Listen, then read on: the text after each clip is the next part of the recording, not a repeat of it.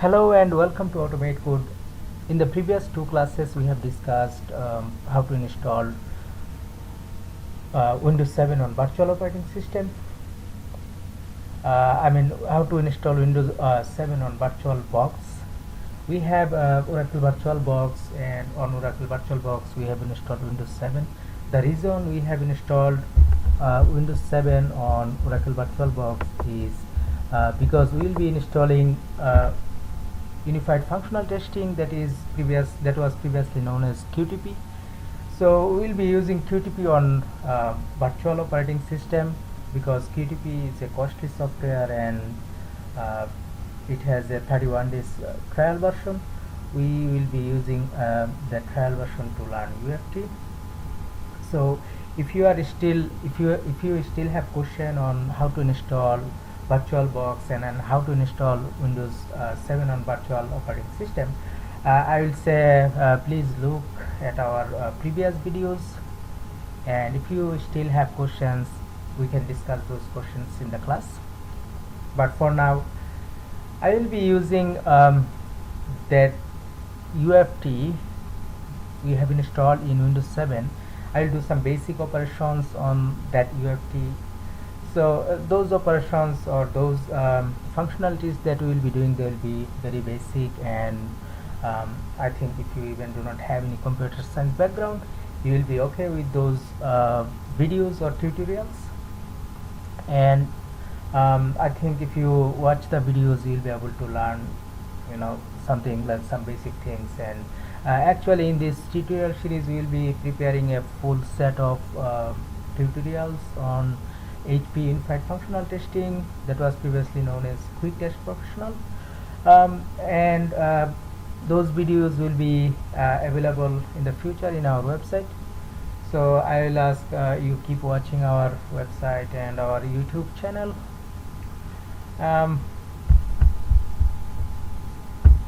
So let's start with the tutorial. So before I start with automating simple scenarios using unified functional testing, let me give you a little bit ideas about there will be some audience who are not in our class, but I want to give some ideas about what is UFT to those audience those are who are not in our class. So HP Unified Functional Testing, that was previously known as Quick Test Professional. It is a software automation tool. By this tool we can automate web application, and also we can automate Windows application. So this is a very high profile software automation tool that is being used by big enterprises, not only in United States but also throughout the world. Like bigger institutes or bigger enterprises, they use this tool to automate their manual test cases, and this is the most reliable tool so far in the market for automating, and it has, like, over the world it has more than 50% market share, so you can assume that this is the tool that probably if you can learn, or if you want to learn, that will give you extra security like in your job searching. So let me tell you one thing, like the website that we will be using to automate. For now we will have our custom website for writing the automation test cases, but for now temporarily we will be using this website. We will be doing automation in this website. So the scenario that we are going to automate is we will go to that URL, and then we will be clicking on my account, and then we will verify something here that my account page appeared, and after that we will be using I created login credential previously. I'll be using those credentials to get logged in here. So I'll click on login, and then I will verify that login is successful. And once I verified that login is successful, then I will create on logout.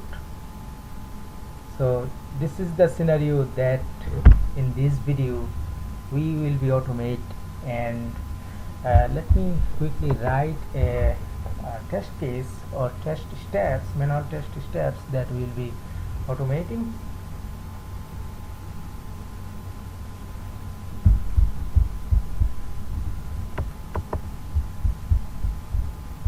Okay, so for our today's session we will be using this website, and for our today's session we will be using this URL, and in this URL we will be going to that URL, and after going into that URL we will be clicking on my account, and after clicking on my account we will be giving an user ID, and then we'll give a valid password. We will be clicking on login, and once logging in we will be check that we are logged into that application. We will be checking something from this page, and after verifying the login successful login we will be clicking on logout, and then we will be verifying this page. So this is the steps that we will be automating. So I have the steps here. I have 6 steps. I'm going to the URL, verifying something, then step 2 clicking on my account, and then verifying something, and then input valid password, user ID, then I am verifying that user ID is displayed in the text box, and then we have input valid password, and once we input password, that password will be displayed as encrypted, and then click on login button. When you click on login button, the page will be corresponding page will be displayed. Once we verify that successful login, once we verify the login successful, then we will be clicking on logout, and once you log out we will be verifying that again login page appeared. So now this is the scenario that we will be automating. So let's go to the original automation. So as I said, we have our virtual Windows 7 installed in Oracle VirtualBox, and we have our base operating system here, another Windows 7, but we will be using QTP from this virtual operating system. Now we can see that our virtual Windows started. So we will be starting unified functional testing. As you can see here that UFT is asking us to input the license information. As we are using the trial version, we will be clicking on continue. Now you can see that add-in manager page appeared. So let me give you a little bit more information about what is QTP add-in. QTP add-in is, you can compare it with a toolbox where you have different kind of screwdriver. So if you need to open a bigger screw, then you use certain types of screwdriver, and then if you want to open a smaller screw, then you use another type of screwdriver. So add-ins are kind of tool that is being used to hook into the application. Let's say we are testing .NET application, then we will be using a .NET add-in. So add-in basically enabled UFT to test different kind of application. If we want to test .NET application, then we will be using .NET add-in. If we want to test Flex or Flash application, then we will be using Flex add-in. And then we have different kind of other add-ins like SAP. If we want to test SAP application, then SAP will be using SAP add-in. So these add-ins I have installed like limited number of add-ins, but there are more than um, 20 add-ins in QTP, and if we need those add-in in near future, then we will be able to prepare UFT to install those add-in. But for now, to test this particular application, we will be using web add-in, and web add-in is selected here. I will click OK.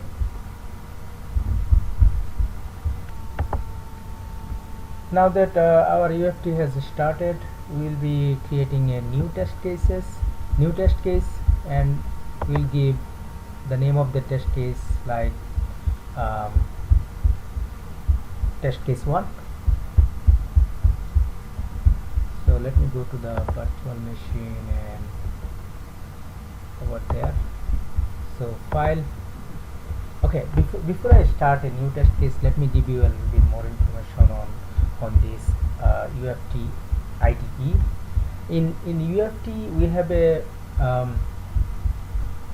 menu bar here, and then we have different kind of tools here. Then this is Solution Explorer, and then this is where you will be seeing the output. And out of these menus, you will be mostly using File, View, and then Resource, and then ALM Connection, Tools. Yeah, these are the menus that you will be mainly using, but we will be explaining each and every part of this IDE while we will be designing our test cases. So I'm going to start a new test, and I want to save it. Like, you can select like where you want to save it. So I want to save it in under this UFT tutorials. So it will be saved under this drive, and then it will be saving under this one.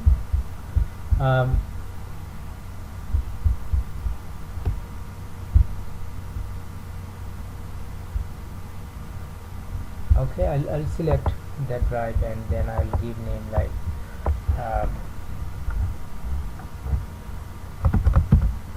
UFT tutorials 1, and then I'll click create.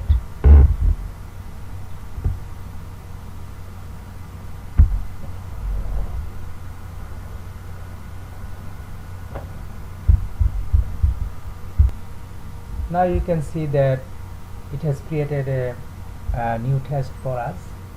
And here, if you are familiar with other computer language, in C or C++, the execution, when you start execution, the execution starts from main function. Even in Java, the execution starts from main function. And in terms of QTP, when you start execution, the execution starts from here. So it will be whatever code you have here, it will be starting executing the code from here. Let's say we want to print something.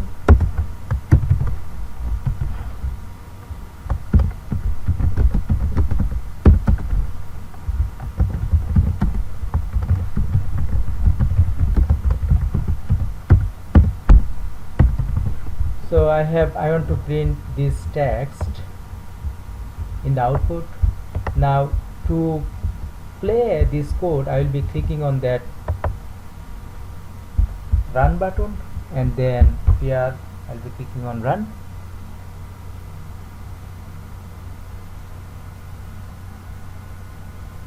And then as you can see here that we got the output in the output window.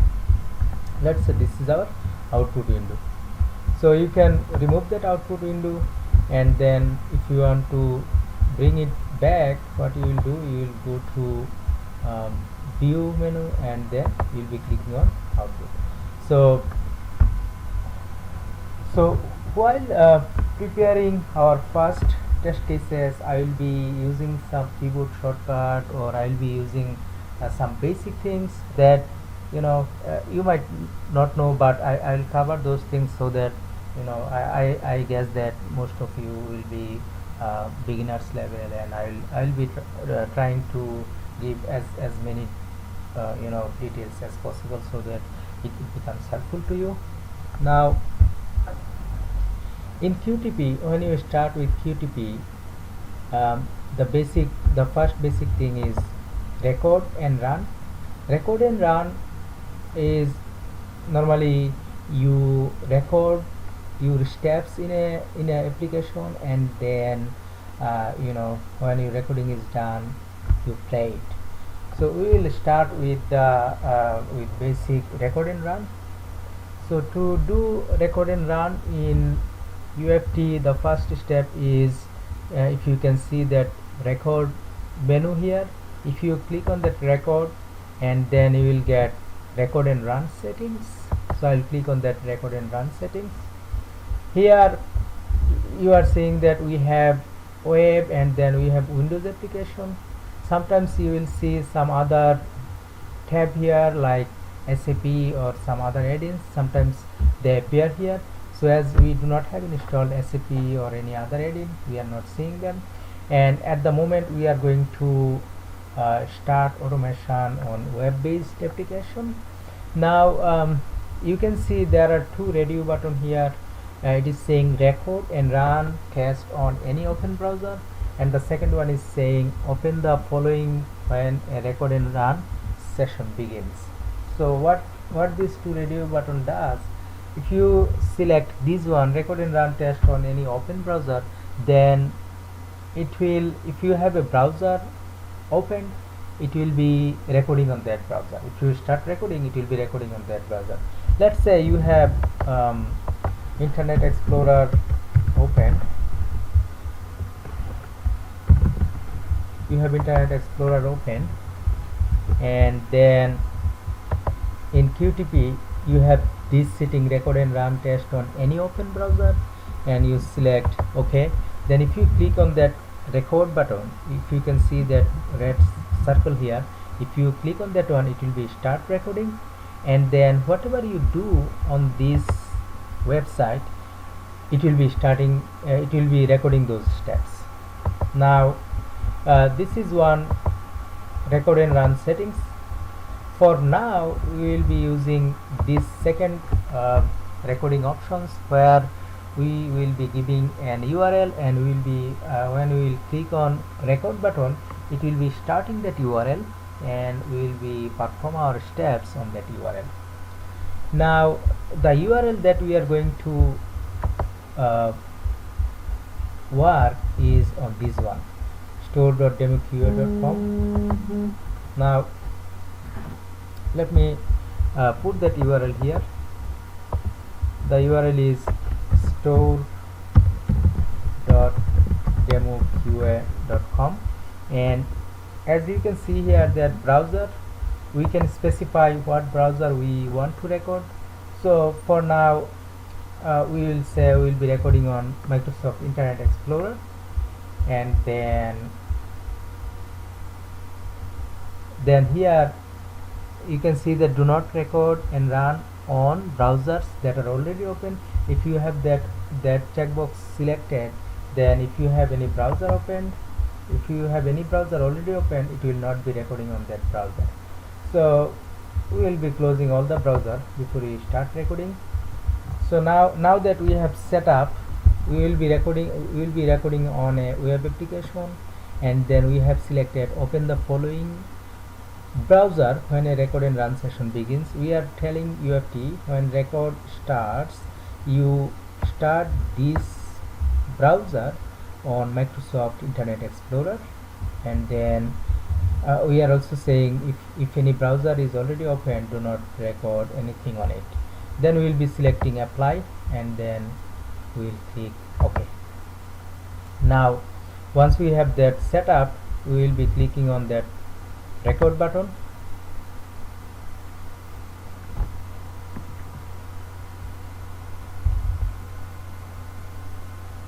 Now you can see that when we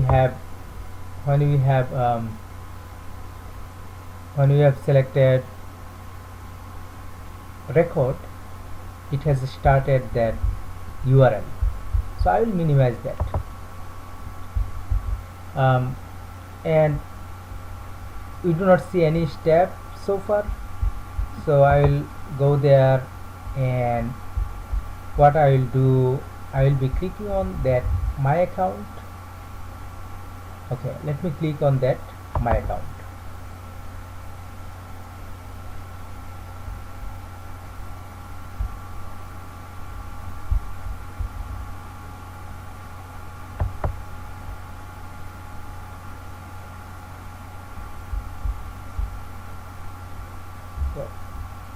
So when I clicked on my account, it's supposed to bring me that login page. Let me see what it has recorded for me. So you can see that we have one line recorded. Let me make this one bigger. So this line, we have clicked on my account link, so it is reflecting, it has recorded that line. Now let me bring that website. Now we will be inputting a username here.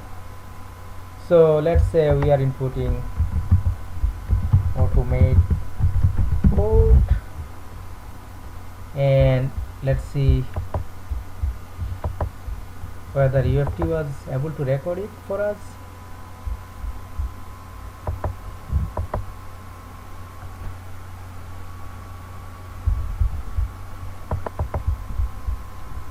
If we go there, you can see that it has recorded another line for us, and it is saying that it is a web edit.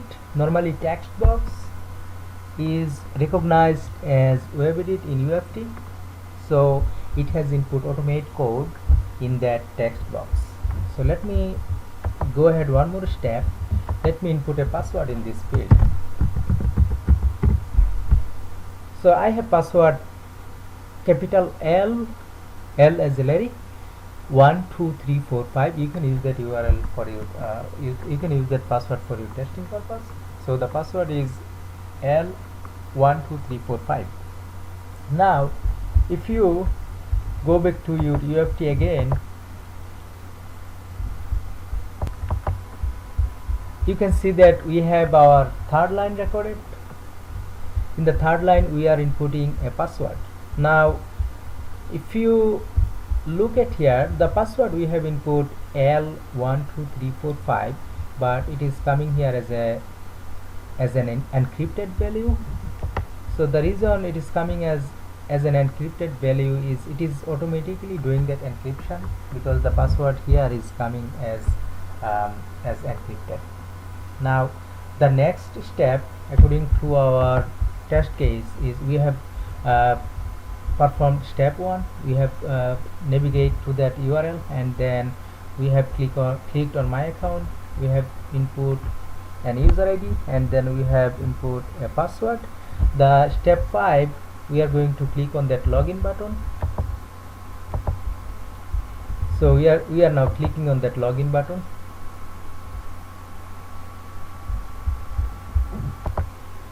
So once we clicked on that login button, you can see that logout link appeared, and then it is saying here your account. What we will do, we will be verifying that your account text to verify that login is successful. Once we get that your account, then we will be giving writing steps to mark that test case, mark that step passed. Now once our login is successful, our next step is to click on that logout button. So I will be, before I click on that logout button, let me see what happened to our code. You can see that we have clicked on login.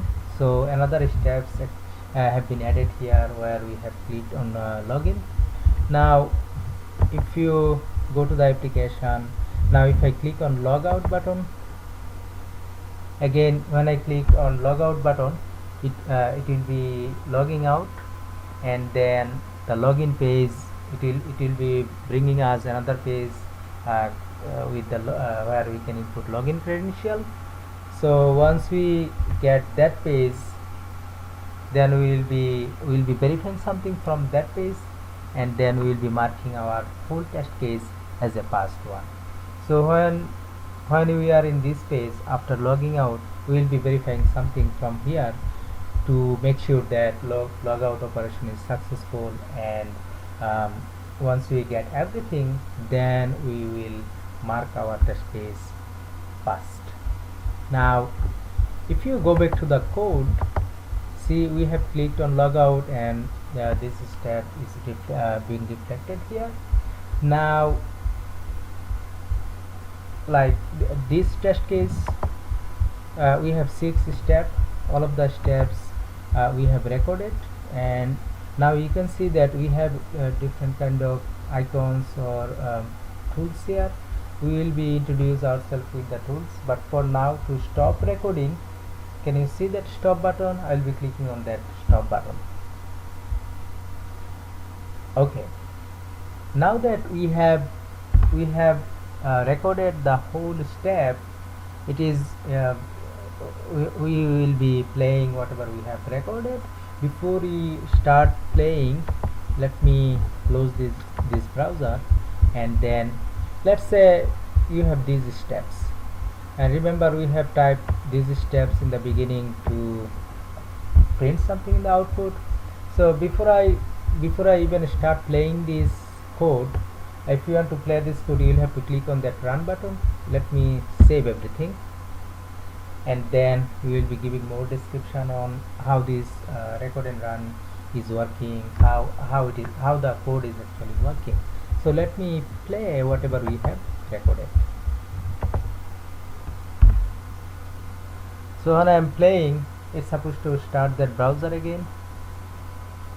So it has started that browser, and then it is going to click on that my account, and then it is inputting user ID and password and clicking on login, and after successful login it will be clicking on logout. So it has clicked on logout, and now we have that logout page. So we have recorded a simple scenario, and we have played that. So when you have played the recorded script, then you can see that that results window. Let's say you have closed that result window, and you can bring it from here by clicking on last run result. So in last run result, you will see step by step.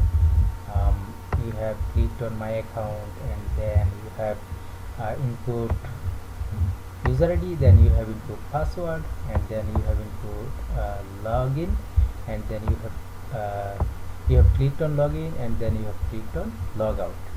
So all the steps, you can see that all the steps passed.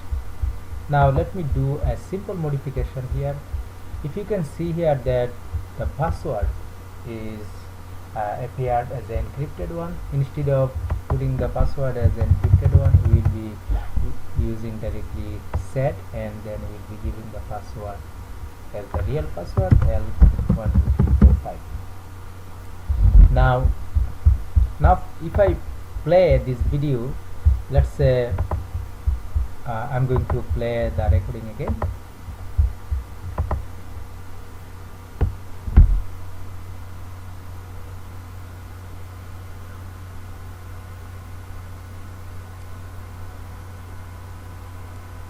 So it is inputting user ID, password, and then it's clicking on logout, and here we are.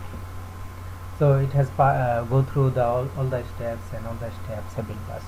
Now see, first time when we ran it, it came here, it printed something, and the second time it printed again. So I'll clear all the output. Now while we were playing our script, you have seen that it was doing everything very quickly, but for our understanding, what I will do, I'll make it a little bit more visible to you.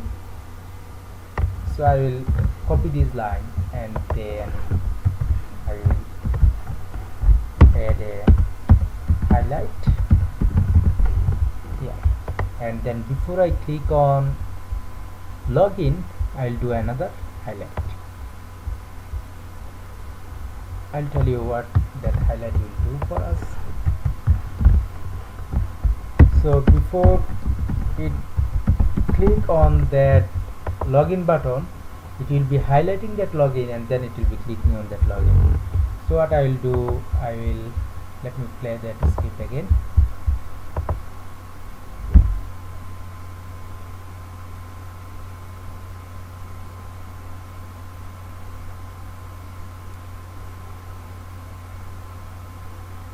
Can you see it is highlighting that login?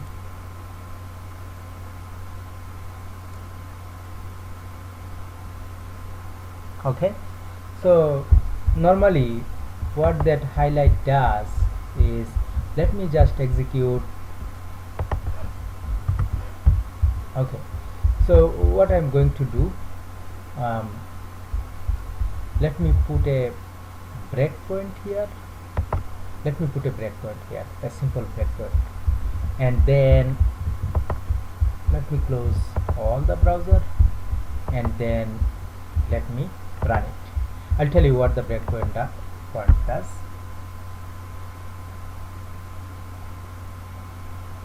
So when I am executing, it is starting the browser automatically, and then now you can see that it is not going quickly.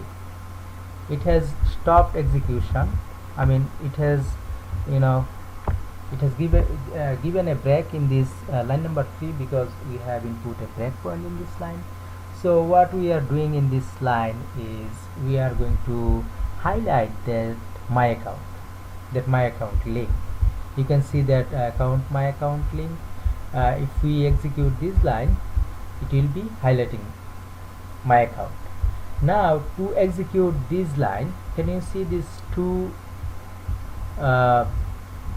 button here? One is step into. I will be click on that step into. So what it will does, it will be stepping into, and you have seen that it has highlighted that my account. Okay, now I'll go step by step. What this step will do for us is, it will be clicking on that my account. So as you can see from line number 4, it is going to click on my account. So I'll be clicking on next step to execute that line. So it has clicked on my account. Now you can see that we have user ID, username, password, and login button available. Now in line number 5, we are inputting user ID in the username field. So let me execute this line, and now you can see it has input that user ID. Then in line number 6, we are inputting the password. So let me step into, and now you can see that we have input the password, and then we are going to click on login button. So before we click on login button, we have added an extra step where we are highlighting that login button. So let me click on that, execute that line, and you have seen that it has highlighted that login button. Now if we execute this line, that is line number 8, it will be clicking on that login. So let me execute that line, and now after clicking on that line, you have seen that it brought us to that login page, home page of the application. And now from this page, what we are going to do, we are going to click on that logout button. So if we click on that logout button, then it will be logging out us from the application. So when it log out us from the application, then we have this page. Okay, so you have seen that, like how we record a simple script, and then how we play that script, and we have also described like how we can go step by step. You can execute a line, and then you can see like how that execution work for us. So we will be moving forward with further steps. Now see, if you go back to this record button and record and run settings, now if you say, let's say, when you start playing, let's say when you start play, it is automatically, let me close all the browser, when you play this script, it is automatically bringing that URL. It is automatically starting a URL, right? It is starting a URL. Now I will not move forward with the execution at this point. I will stop execution. So when you start playing, what it does, it starts that URL.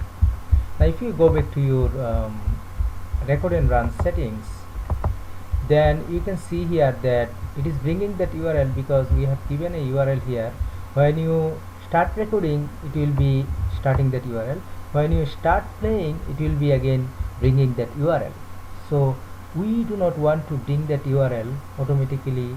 We want to select this option.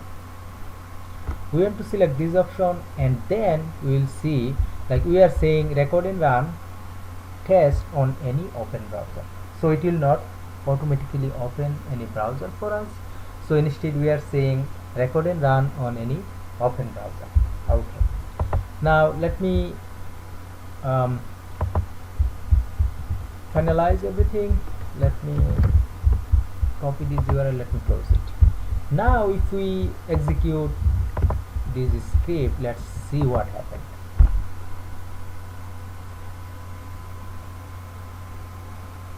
So it has came to line number 3, but if you notice, it didn't start that URL now. Now the reason it didn't started that URL because we have changed the setting. Now if you try to highlight something, let's see what happens. So the URL didn't open for us, but without the application didn't open, but we are trying to highlight something from that application. So as you will see an error message coming.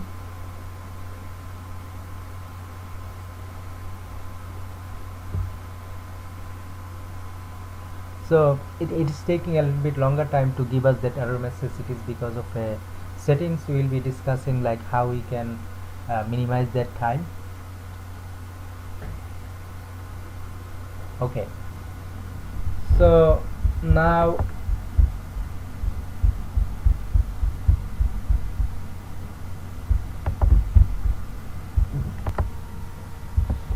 you can see that while in line number 3 the application didn't open, but we are trying to highlight an object from the application, and because the object is not there, it is giving us an error message saying that cannot find the object. It is not getting that object. So now let's say we are clicking on debug. Okay, we are clicking on debug, and then let me open the browser. As it didn't open the browser manually, I'm going to open the browser, and then I'm going to go to that URL. Okay, and then let's see what happens here. Now if we have that, we are trying to highlight this object in line number 3. We are trying to highlight, let me come here. In line number 3 we are trying to highlight this object. Now let's try to highlight that object. I'm going to execute line number 3 by clicking on that step into. Now can you see it is highlighting here? So let me stop execution here.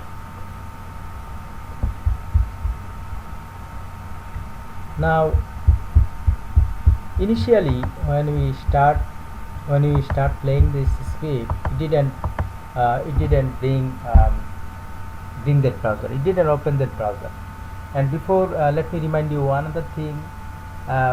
In the beginning of the video, we have told you that when you start playing a QTP script, it always start execution from action 1, and then from action 1 you can execute code in action 1, or you can call functions that is stored in function libraries and other files, but we will be discussing those things in the future videos.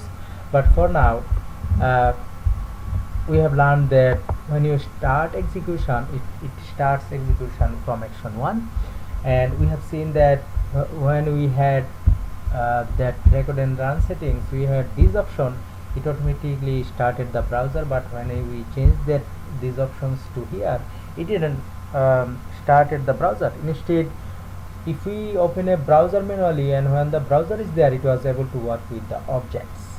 Now, as it is not opening the browser for us, we will write a command that will be opening the browser for us. So to open a browser by code, the statement is system util. So this system util, just remember, if you are working on QTP, remember this word for your remaining testing career. This system util is we will be using that system util for opening the browser, for closing the browser. So remember these two important things. This system util, we will be using this system util. This is a predefined functions that come with the UFT software. So it is, we will be using this one for opening browser and closing browser.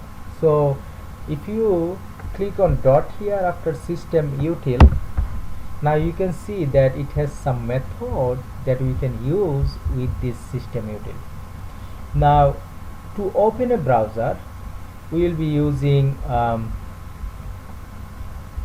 system util dot run, and then you can see when I click on space, it has a file like what browser you want to open, and then it has some other thing, but for now we will be using two things. System util dot run, with this one we have two options. Just remember, we have two options. One is what browser you want to open. So we want to open iexplode.exe, and then we want to open we want to open Internet Explorer, and in Internet Explorer we want to run an URL. What is that URL? This is the URL. So just remember that we are telling start Internet Explorer and open this browser. So let's see what happens now.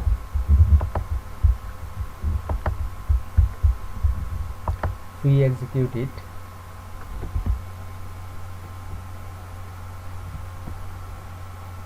So now that you are seeing that it is starting that browser, and then it is doing whatever we are looking for, logging in, and then it will be logging out.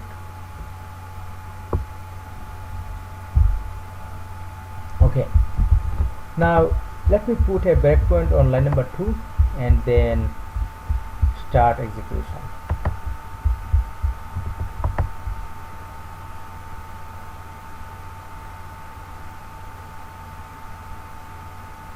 Okay, so we are in line number 2. Let me close all the browsers that we have already opened here. So if I execute this line, system-util.run, it will be starting Internet Explorer with the browser store.demoql.com. Now let me just execute this line. Now you can see when we have executed this line, it has started this browser. Okay, so let me stop execution here. Okay, now you have seen that how we have changed our record and run settings from this one that is automatically opening this browser for us. We have selected another option that is like we are opening the browser manually by code. Let me tell you one important thing. In UFT, in automating web-based or Windows-based application, we'll be using the language VB scripting. So VB scripting we'll be using to run the automation. Let me give you a quick example. Let's say you are going to Poland, and then if you want to communicate people over there, then you will have to use their language, Polish language. Now if you do not know the language there, Polish language, then you cannot communicate with the people over there. It will be hard for you to communicate with the people. Probably you might not be able to communicate with the people over there. Now in UFT we are using VB scripting for automating our test cases, and this VB scripting we are using kind of intermediate level VB scripting, and this VB scripting we are using this VB scripting to drive our websites, to drive our operations. It is kind of we are communicating with the web application or desktop application with VB scripting. So VB scripting is our language. We are using this language to talk to the browsers or to the web application. So it is pretty important that you understand VB scripting. So you do not need to understand the whole lot of VB scripting at this point. So while you will be automating all the scenarios, and while you will be going through the step by step, we will give you details of VB scripting that you will be needing to use for this automation purpose. But for now, do not worry about VB scripting. Now let me execute this script again. I want to show you one more command using systemutil.run.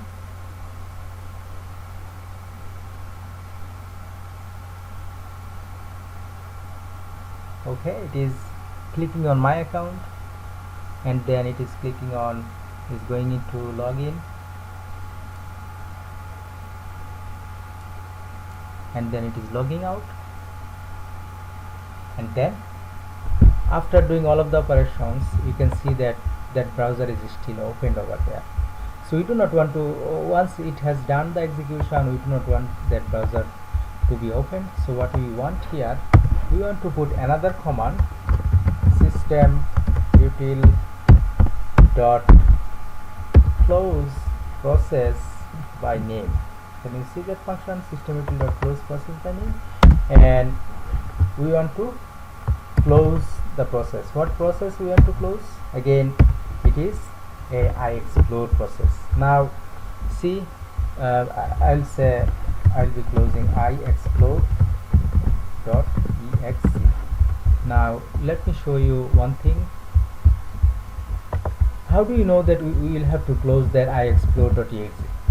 So if you right click here in the taskbar, and if you select start task manager, and now you can see we have different kind of options here.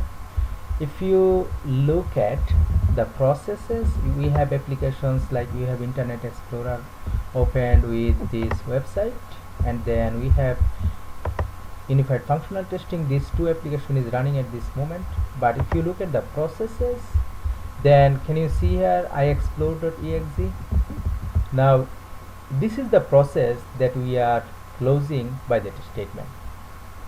So if you select here, and if you select end process and click end, you can see that the Internet Explorer is no longer there. So that is what this line will be doing. It will be closing the Internet Explorer. Okay, so now let me execute this. Let me put a breakpoint here, and then let me execute this code again.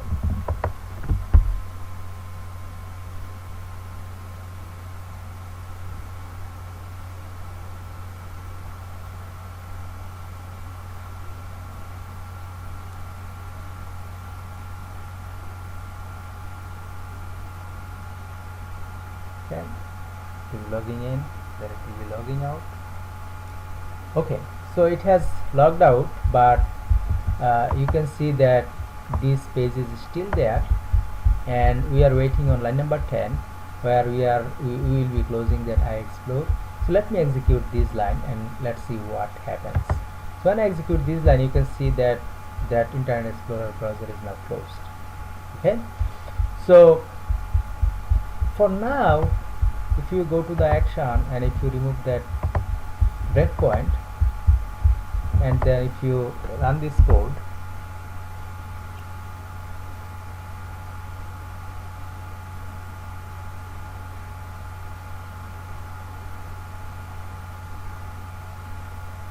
you are seeing that it is executing everything very quickly and it is very hard to see what it is doing. So we will change something that will make our execution a little bit slower. So to do that, if you go to tools and then options and then GUI testing, let's see where is that option, test runs. You can see that normal displays execution and we are in fast mode at this point, so I will select normal and we can set a time, like if you want to wait 1 second before it executes one line, I set up something like this. Now let me execute this code. Let's see how it behaves.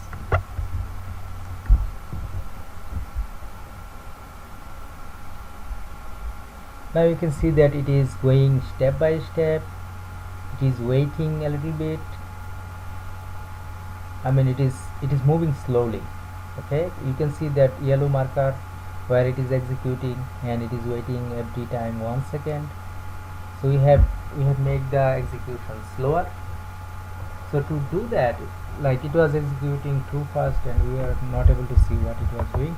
To do that, you go to options and from options you go to GUI testing and then you go to test runs, and if you want to run it fast you select fast, if you want to run it slower you select normal, and then if you want to make it more slower, let's say you want to make it every step before it execute every step you want 2 seconds of delay. So it is 2 seconds means 2000 milliseconds. Okay, so let me execute the code now.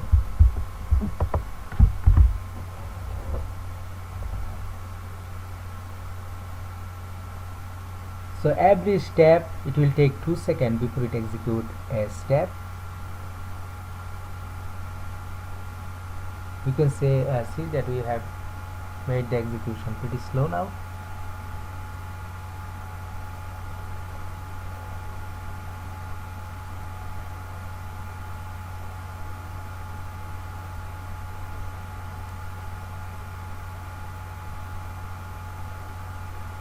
Okay, so in that way, when you are learning, you can make the execution faster or slower. Okay, so as it is running a little bit slower at this point, I will go to that options again, and from there I will select GUI testing, and then from test runs I will be making it, instead of 2 seconds every step I will be waiting 1 second. So I want it slow, but for every step I want 1 second, so it will be moving a little bit slower, and we will be able to see that. Now let me move forward with what we have done so far. We will be discussing another thing here. Let's say you have your browser iexplore.exe, and then if you iexplore,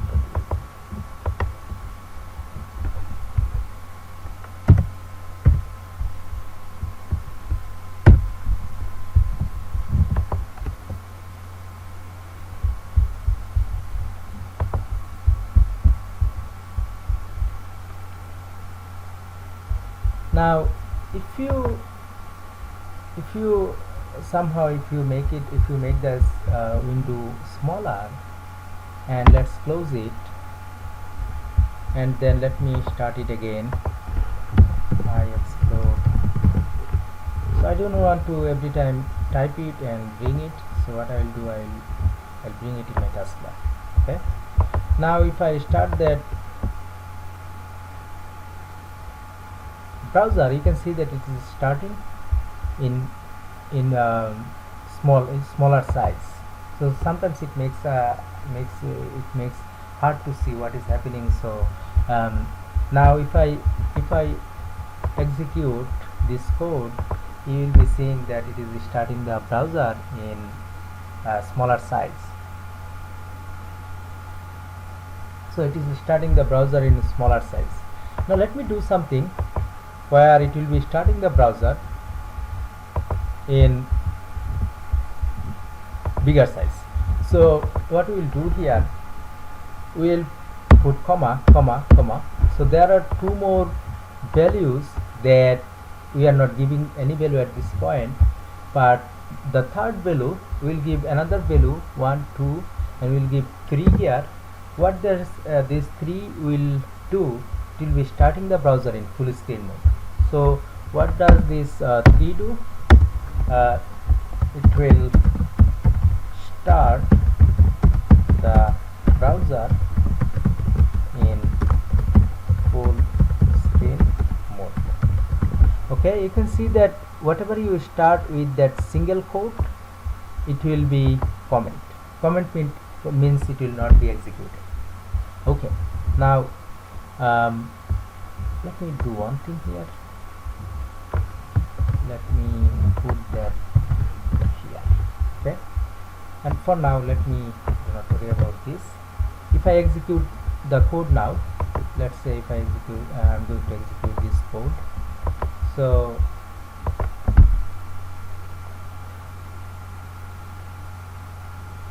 it should open the browser in full screen mode. You can see that it has started the browser full screen mode because we have given 3 over there. So because of that 3, it is starting the browser in full screen mode. Let me stop the execution. We do not want to move forward with this execution. Now let me tell you some other thing here. So the thing I was trying to tell you, if you start anything with that single quotation, it is comment. Comment means it will not be executed. So if you start run, and then if you start, let's say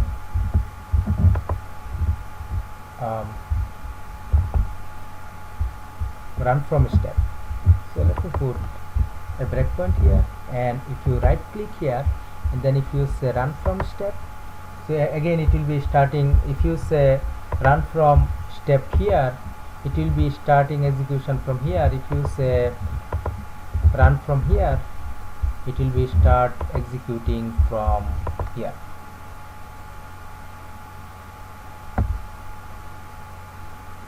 So you can see that it has started execution from there. Now let me clear it. Let me stop it. Yeah, now let us go to the action again, and from here let me click on run from step, and let's see what happens. Okay, now can you see that it didn't print anything from line number 2 because it has started execution from line number 4. So if we execute this line, it will be starting the browser in full screen mode.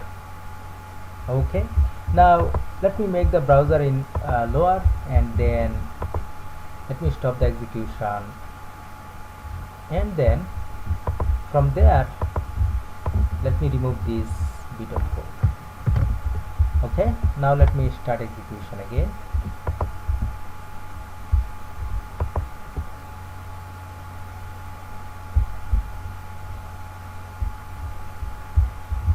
Okay, now if I start the browser, you can see that now the browser is starting with small size because we have removed the code that was doing the maximization of the browser.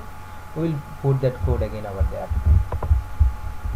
Okay, let me bring that code back. Okay, now let me put a breakpoint on line number 2. I'm trying to explain you what this comment does. We are saying that this comment will not be executed at all. So if I start execution from line number 2,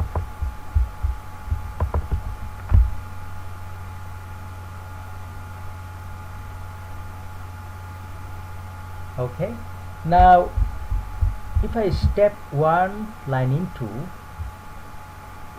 you will see that it is not coming to line number 3, instead of it is going to line number 4. Can you see it didn't execute line number 3 because this line number 3 is comment. Whatever you start with single quotation, it will be taking that line as a comment, and it will not execute that line. So I hope you understand how you can comment out code. So it is a good practice, like you put comment in your code, so that when you are working in a team, you have like different members. So if you put code in comment in your code, then it will be easier for the other members of the team to understand your code. And sometimes if you write a script, and if you come to execute that script after a couple of months, if you do not have comment, then sometimes it becomes hard to understand the code. Even if it is your code, you will find it pretty hard to understand it. So it is a good practice that you comment your code thoroughly, so that it becomes understandable to you or other team members. Now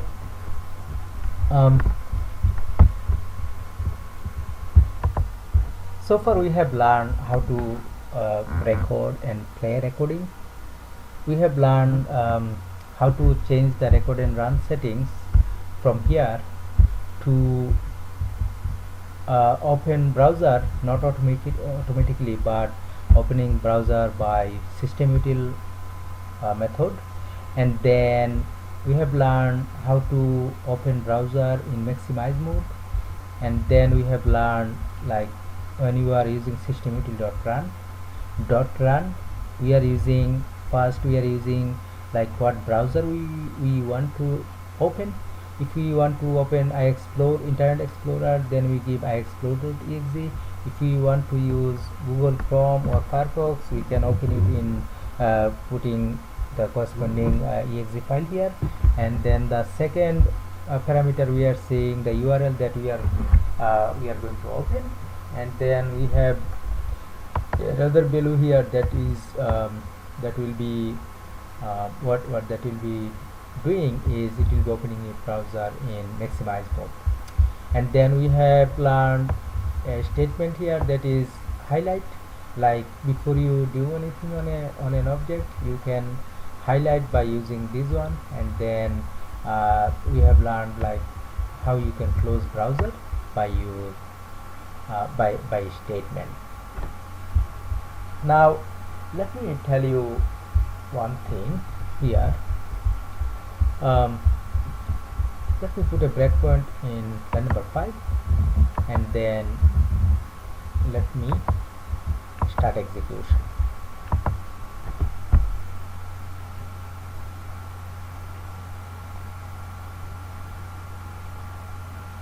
Okay, now you can see that it has opened the browser, but I'm going to close the browser. And after closing, you can see that we are in line number 5, where we are trying to highlight something. So let me try to highlight that. Okay, so it is trying to highlight. Let's see how long does it take. So it will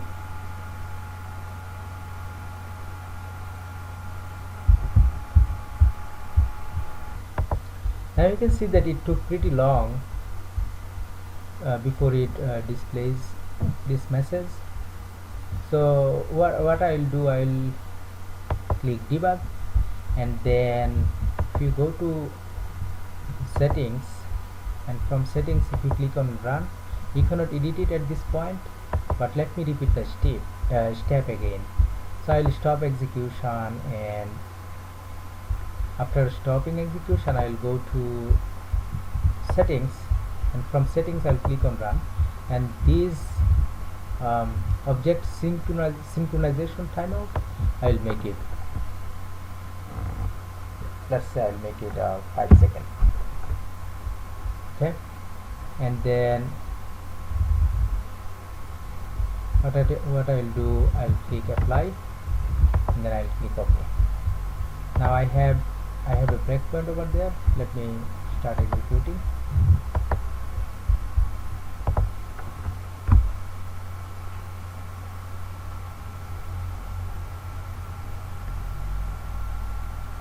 Okay, Okay, it started the browser, but I'll close that browser and then I'll try to highlight it. Let's see what happens.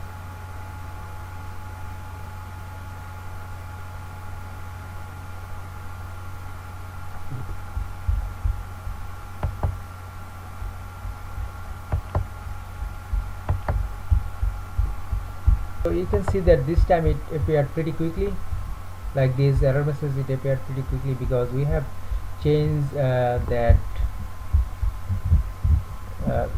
have changed the setting over there in file settings, and in the run tab we have object synchronization timeout. What that object synchronization timeout does, like let's say you are looking for an object but the object is not there, or the page is loading. You know, some pages, some websites are slow, and if you navigate from one page to another, it takes time to load the page. So what it does, like when it is not getting an object or the object is not there, it will be waiting 20 seconds before it throws an error.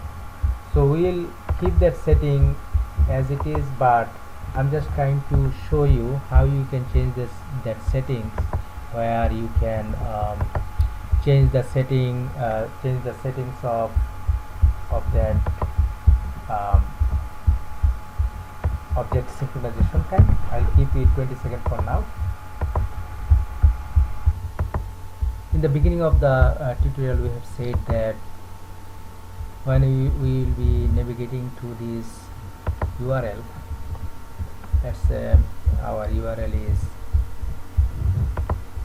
this one, http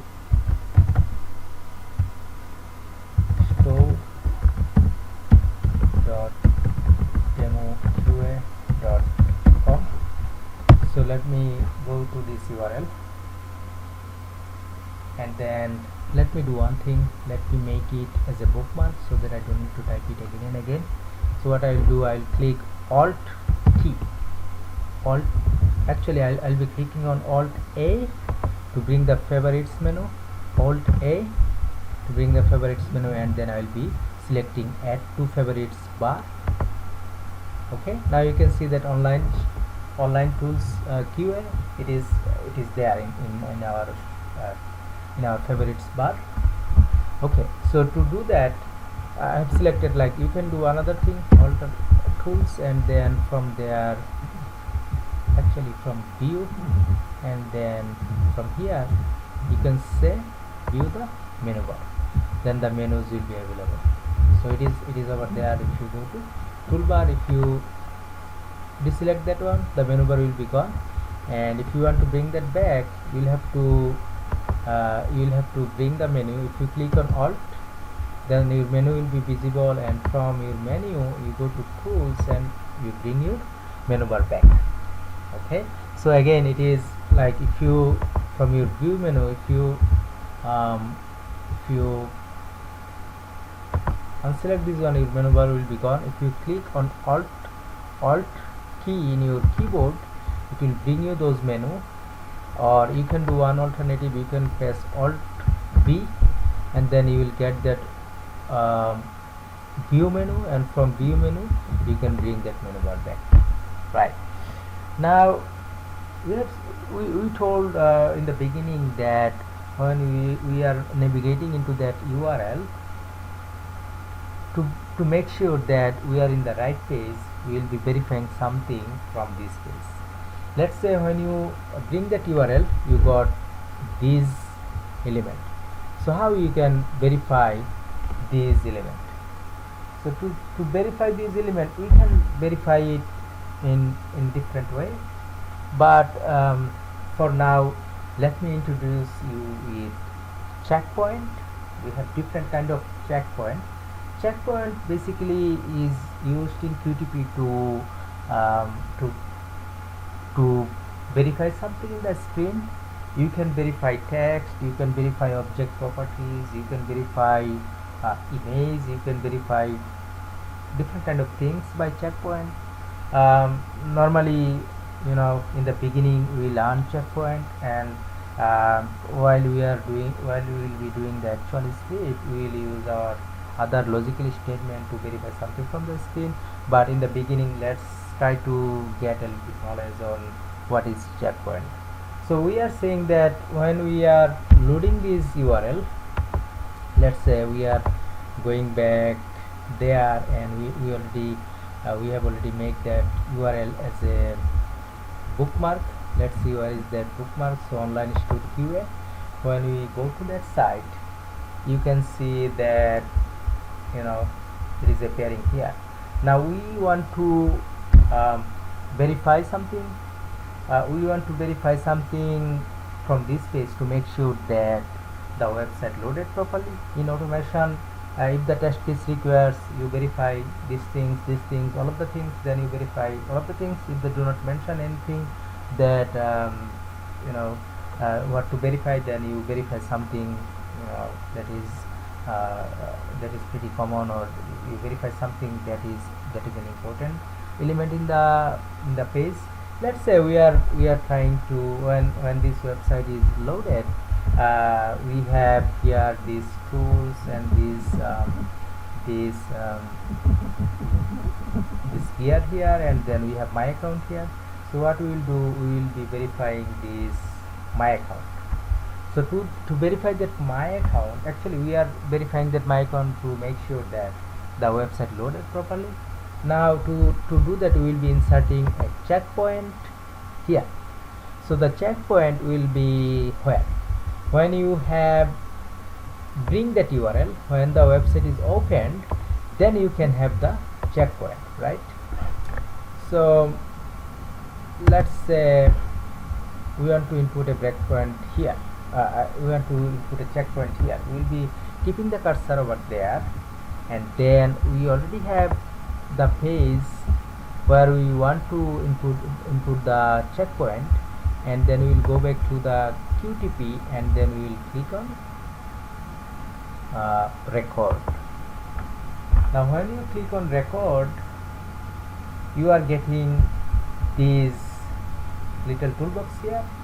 So from this toolbox, if you click on checkpoint, now you can see different kind of checkpoints here. So most of the time we will be using standard checkpoint. So let me give you an example of standard checkpoint. So if I click on that standard checkpoint, and then if I click on this my account, okay, now you can see that link my account. I want to make this one as a checkpoint. Okay, so I'm clicking OK, and then it is giving me the attributes of that my account link. So let me tell you, this my account link, it has some attributes. Attributes means, let's say how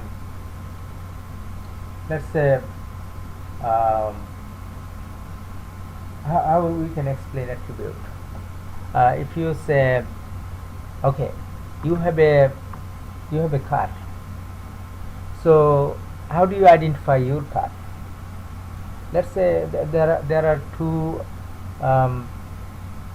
Toyota Camry car over there. They are looking same, their color is same, they are make of same year, and everything is same. So how will you identify them? You will be identifying them. They have their VIN number. If you look at their VIN number, you will see their VIN number is different. So by the VIN number, you are identifying that car. Even though they are looking similar, but still you are making difference. You are differentiating between these two cars by their VIN number. Now, while we are working with the objects in QTP or in web application, every object has different attributes.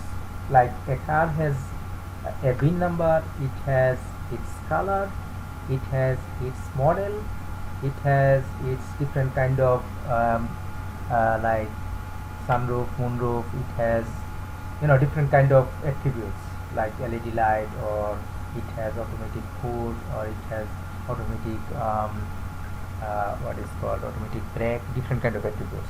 In the same way, every objects in the screen, it has its different attributes.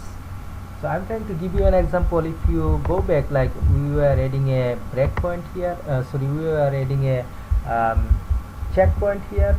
If you go back to the screen here, that my account link, it has different kind of attributes. You can see that it has inner text, my account, my account, and then it has text, account, my account. So it has like more than one attributes. So what is the attribute that you want to use as a checkpoint? Okay, so what I will do, I will remove all of the attributes except I'll keep, let's say I'll keep this text as our attribute to input the checkpoint, and then I'll click OK. So when I click OK, and then once it will be done with inserting the checkpoint, I will stop recording. Okay.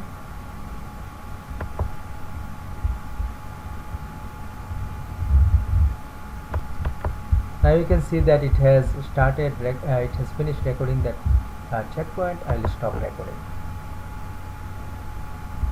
So see here, before line number 7, it has inserted a checkpoint here. Okay, you can see that we have a checkpoint, and then we will be explaining what is that checkpoint, how does it work. But before I explain that checkpoint, I want you to understand how this checkpoint works. Now let me tell you one other thing. When you are watching this video, try to watch 2 or 3 minutes at a time, and then you do whatever I'm doing in the recording. You complete that operation, and then you move forward with the remaining videos. Because if you watch all the way and then if you try to practice, probably you'll be miss something. So it will make you it will be more efficient for you to watch part by part, like 2 or 3 minutes at a time, and then you perform those operations, and then you move forward. Okay, so now before I give you more explanation on that checkpoint, let me give you a very important information on object repository. If you click on that action here, if you double click on this local object repository, then it will be opening the object repository for you.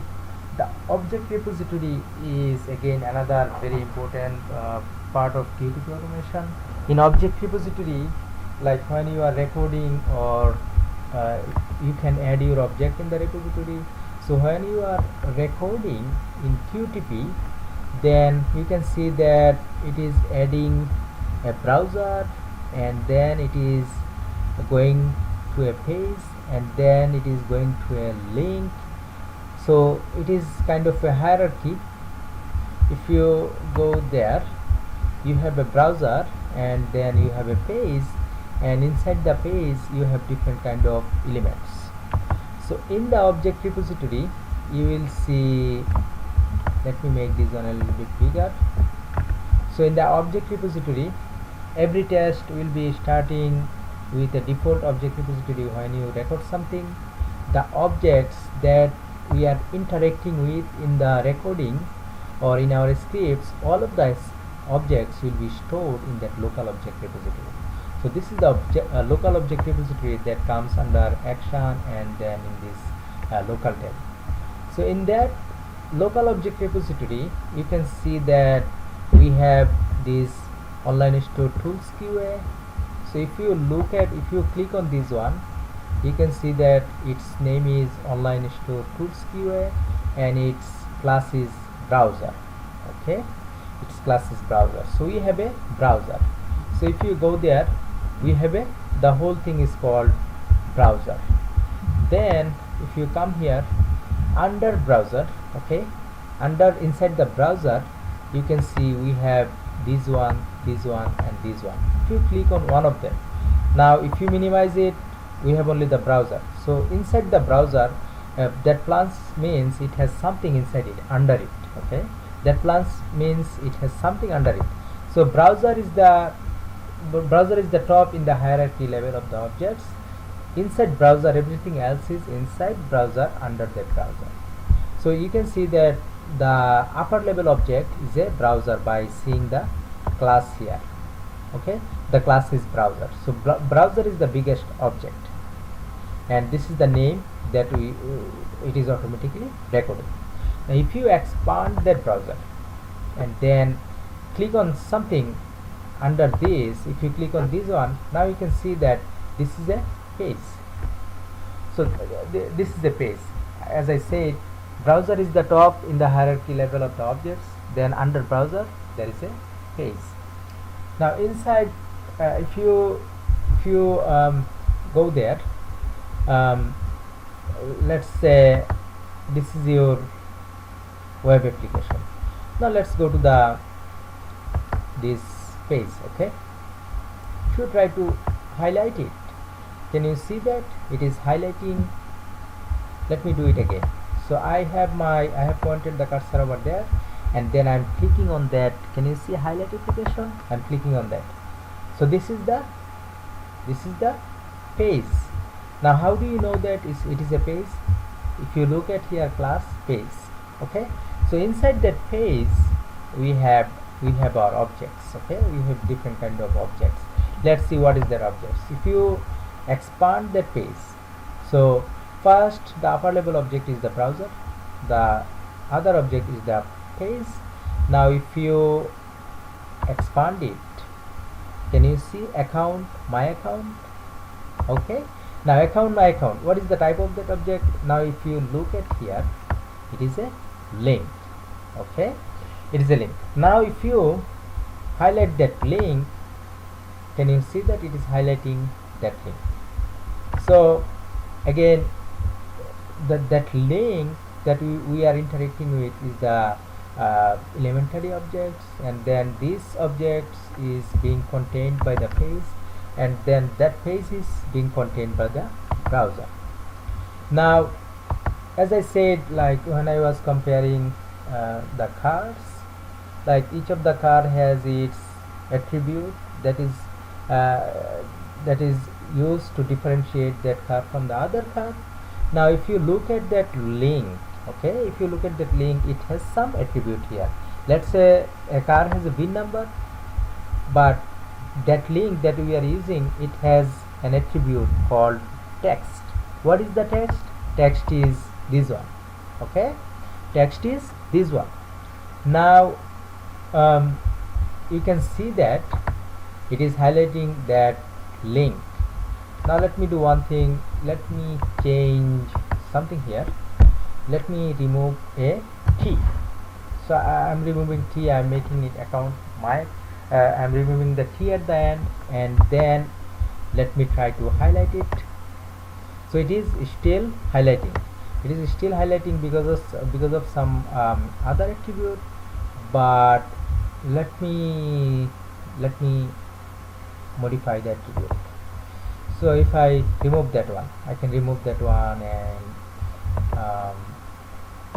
let me try to highlight it now. So it is still highlighting. Now let me go back to the objectivity. Let me remove that attribute at all. Now if I try to highlight it, it is still highlighting. Okay, let me do something else. Smart identification. Let me make it false. Okay, it is still highlighting. Generally this is a test site. Generally in the web application that you will be testing in practical life, in practical in your job, those one, if you remove that main attribute, you will not be able to highlight it. But we are able to highlight it here because this website is demo, and they really make it easy so that people can use it. Now let me try to do something else. Let me try to bring text my account, and let me try to give some wrong text. Remove everything and let me give one. Now if I highlight it, you can see that it is not highlighting. Okay, it is not highlighting. Why? It is not highlighting because we are giving wrong text to identify that object. So it has text my account, but we are giving something else. We are giving a wrong text. So that's why it is not able to identify that object. Now you can, I'm doing that to make you understand that the objects, when we are running the test. Now let's say if you run this test now, it will be failing here. It will be failing here because this my account. It will be failing here because this my account. Let's see what happens if I run it now.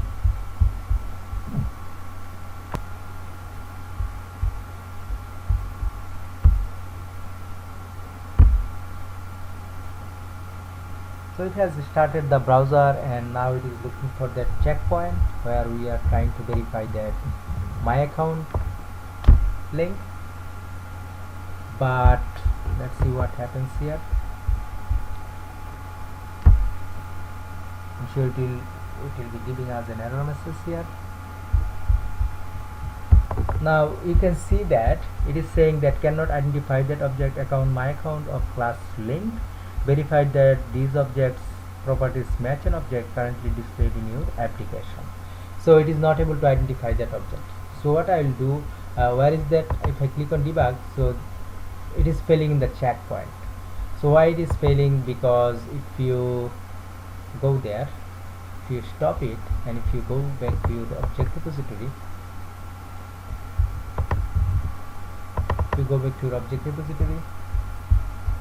then if you, where is that object? It is under the tools queue browser.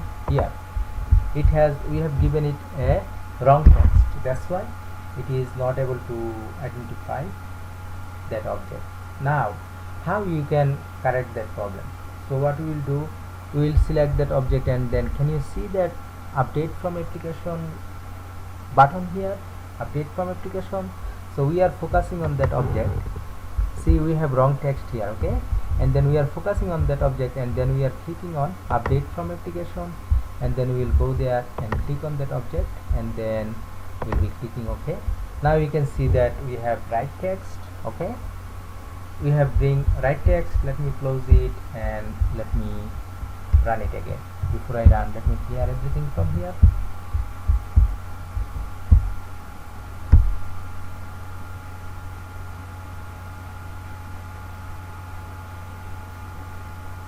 Okay, so now you are seeing that line number 6 passed straight away.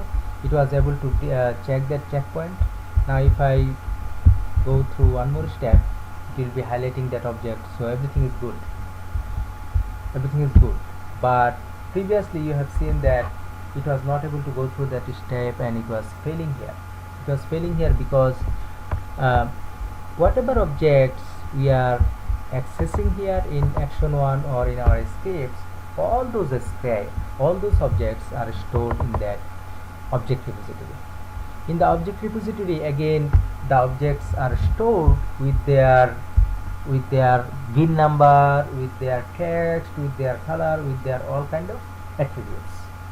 So by those attributes, when we are executing the scripts, it is reading all of the attributes from the object repository to find out that object in the application, and once it match everything, then it is directly pointing to that object. So that is how the objects, when you are recording something, it is storing the objects in the repository, and then when you are playing it, it is using those attributes from the repository to identify that object. I hope it is meaningful to you, but if you still have questions, we will be discussing it in our tutorial session in our class. So what I want, you practice everything before the class, and then if you have any, we will be starting this session in the class, and if you have any questions, we will be answering those questions in the class. Now Now, as I was saying, that in the object repository, when you have recorded something, you are storing the objects in the object repository, and from the object repository, when you are playing, it is playing the script from the object. It is identifying the object in the application by using the attributes in the object repository. Now, one thing that I showed you before, like when I was inputting the checkpoint, see here, this is the checkpoint, and when we were selecting the checkpoint, we have selected text. We will be using that text to identify that object. Now can you see here, it is a constant and we are using this text. If we are saying that if you get text in the application, this particular text, or this object with the text with this text, then pass the application. Okay, now if I remove some of the text from here, let's say I remove some of the text from here, and then let me run it. Before I run, can you see all of the objects stored here? So before I run anything, if I run it again, all of the pages will be there. So before I run anything, I want to execute one more. Before I run anything, I want to keep my screen clean, so I will be inputting another close process by name ixclose, so that it closes all the browser before it open a new browser.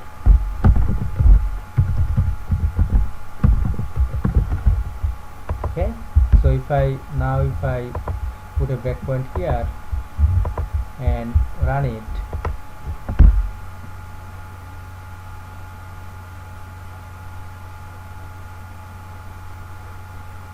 can you see it is closing all the browser first? It has closed all the browser. There is no more browser open here. Now we are opening a new browser, and then let me put that breakpoint here. Let me run it. Okay, so the website is opened. Let me try to execute this checkpoint. Okay, so we have gone through this checkpoint. We will see what happens. Let me stop execution here.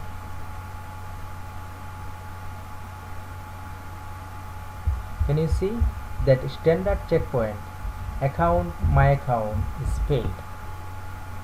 So the reason this checkpoint is failed, because if you go back to your object repository, remember we input a checkpoint. So this is the checkpoint that we input, and in this checkpoint we are saying if you get an object that has text account my account. I have removed some of the character at the end, so as I remove some of the characters, it is not an object that has this text. Okay, so if I make it like actual text, and then if I run it again, let's go there. I want to show you something from here. Okay, let me run it.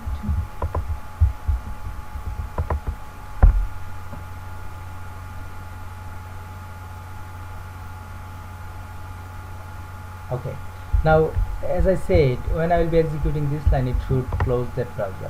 Okay, now I executed this browser, I executed this command, and you can see that the browser that was open is closed now.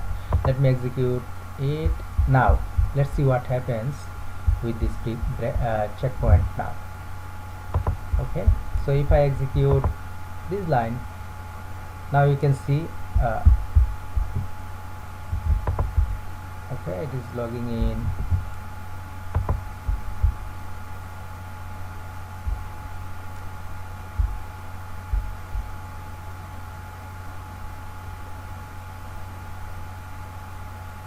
Okay, now you can see that the checkpoint, standard checkpoint, is passed, because we have like whatever we are looking for, we go there. So the text Now we are saying if you get that an element with that text, make the text is passed. So it has got that text, and now it is making the script pass. So that is how, like, you are inputting checkpoint. I think as it is the first session, if I put too many content in this session, it will be a little bit hard for you to understand. But what I want, before the coming class, that is on Sunday, you prepare with this recording, with this tutorial. You try to do it by yourself, and then once in the class, if you have any question, we'll be answering, and also we'll be going through whatever we did today. We will be going through all of the things. But for now, get yourself introduced with object repository, you know, parent objects. This is the parent objects, and then under these parent objects, it has some child objects.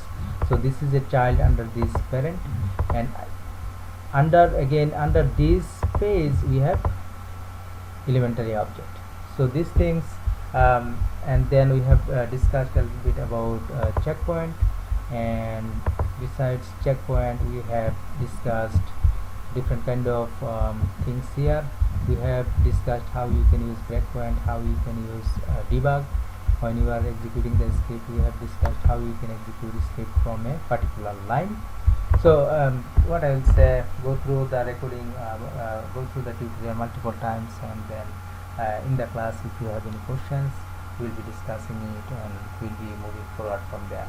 Again, thank you guys for watching these video, and keep watching us on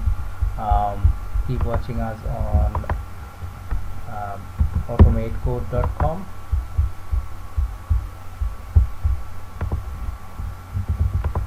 Keep watching us on automatecode.com. We are building this site, and we will be putting a lot of tutorial that will be helpful for your QA career. Thank you again.